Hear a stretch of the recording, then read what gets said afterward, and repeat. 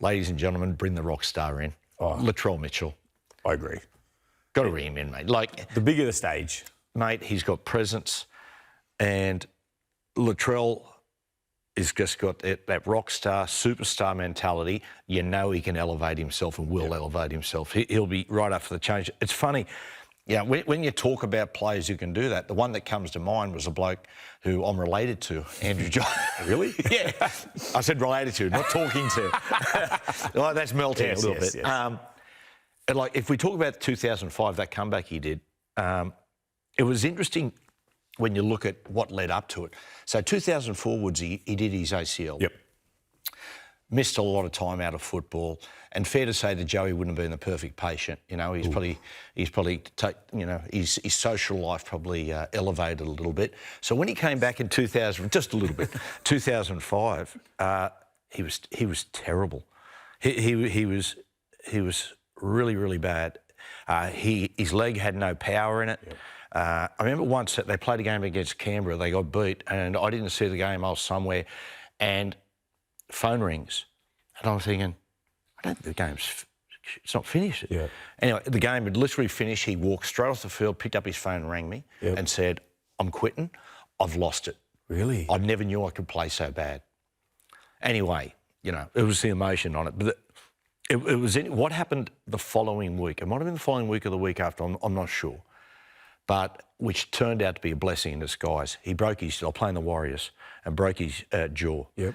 And went off the field. And what he did, he was out for about 5 weeks. Yep. That 5 weeks, the Knights immediately sent him up to the Queensland Institute of Sport. Okay. And they just worked on How the come leg. there? Like what?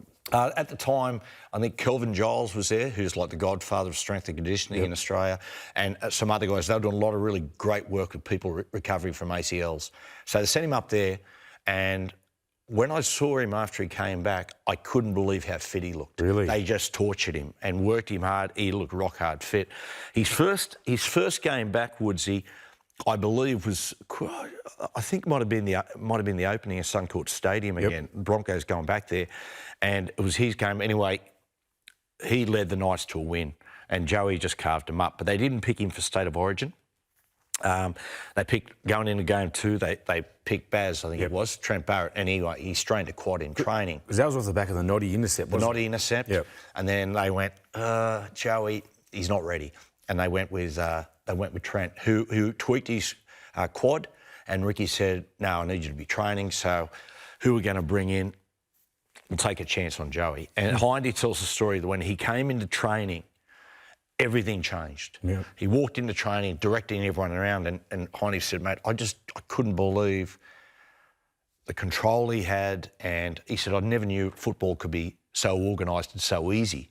And on that night, like he went out there, and I was a little bit nervous as a family member going, how's he going to go? Didn't you interview him on the bus?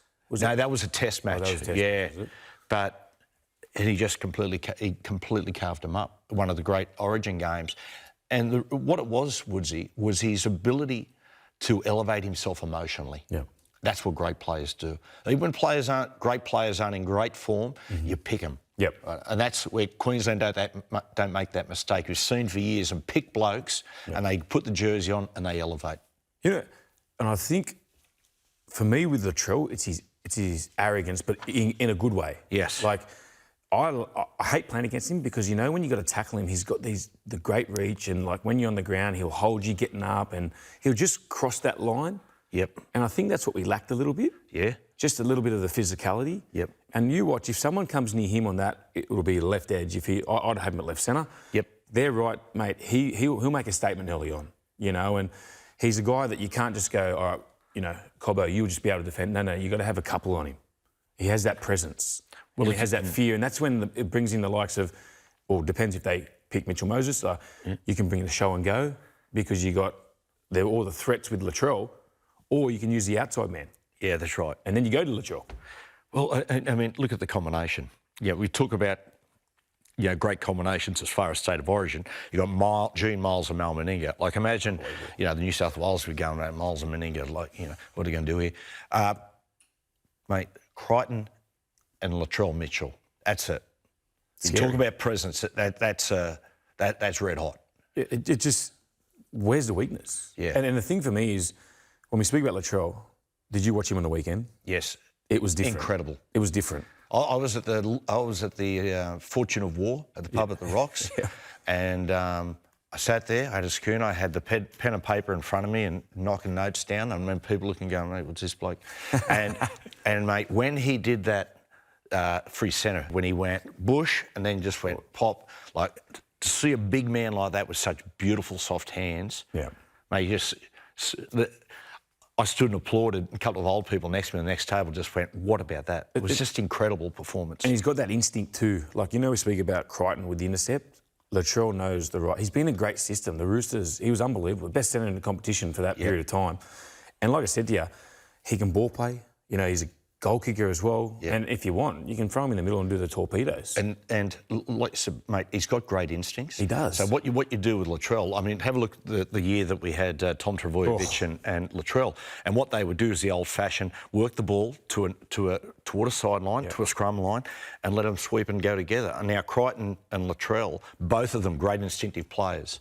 That would be a huge weapon. And when they always the old champion saying, you just keep knocking him, mate. He would love this moment. Yeah. Like he's sort of like, get that up, yes.